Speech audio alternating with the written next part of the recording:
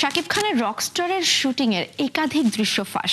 বন্ধুর বিয়েতে জুতা চুরি ঠেকিয়ে ভাইরাল শাহরুখ পুত্র আরিয়ান খান। বাসায় মাথা ঘুরে পড়ে গেলেন অভিনেত্রী, হাসপাতালে মৃত ঘোষণা।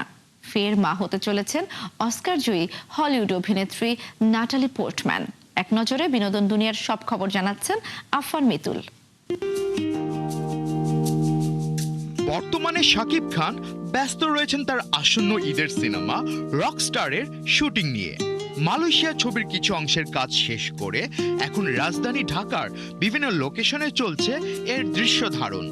এর মধ্যে শুটিংয়ের বিভিন্ন ছবি ও ভিডিও সামাজিক যোগাযোগ মাধ্যমে ছড়িয়ে পড়েছে।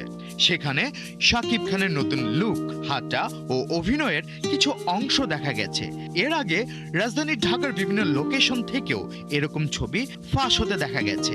বিষয়টি নিয়ে বিরক্তি প্রকাশ করেছেন ছবির পরিচালক Ajman Russo.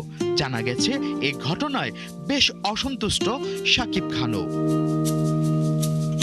Bollywood superstar Shahrukh পুত্র আরিয়ান খান গম্ভীর মেজাজের জন্যই পরিচিত। তবে সম্প্রতি প্রিয় বন্ধুর বিয়েতে একেবারে ভিন্ন রূপে ধরা দিলেন। বিয়ের একটি অত্যন্ত জনপ্রিয় ও মজাদার রীতি জুতা চুরি পালন করতে গিয়ে আক্ষরিক অর্থেই যুদ্ধের ময়দানে নেমে পড়লেন আরিয়ান খান। রিয়া নাতকার্নি ও মাহির মেহতার বিয়ের এই ঘটনার একটি ভিডিও সামাজিক যোগাযোগ মাধ্যমে হয়েছে ভাইরাল।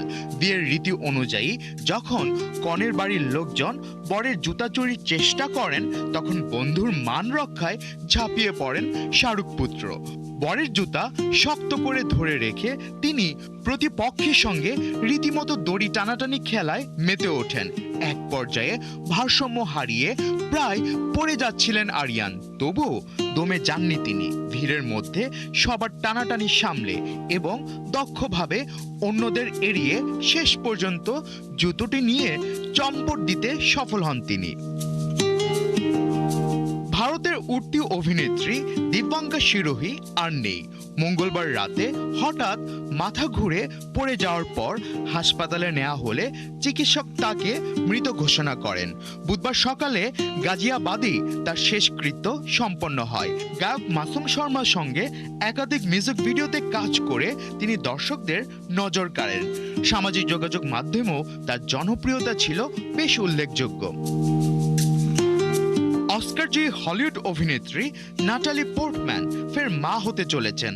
৪৪ বছর বয়সী এই তারকা সম্প্রতি এক সাক্ষাৎকারে তার তৃতীয় সন্তান আগমনের খবরটি নিশ্চিত করেছেন। বর্তমান সঙ্গী তাঙ্গি ডেস্টাবলের সঙ্গে এটিই তার প্রথম সন্তান। সম্প্রতি প্যারিসের রাস্তায় পোর্টম্যানকে তার বেবি বাম সহ দেখা যাওয়ার পর থেকেই জল্পনা শুরু হয়েছিল, যা অবশেষে তিনি নিজেই নিশ্চিত করলেন। আফফান মিতুল, ৭১।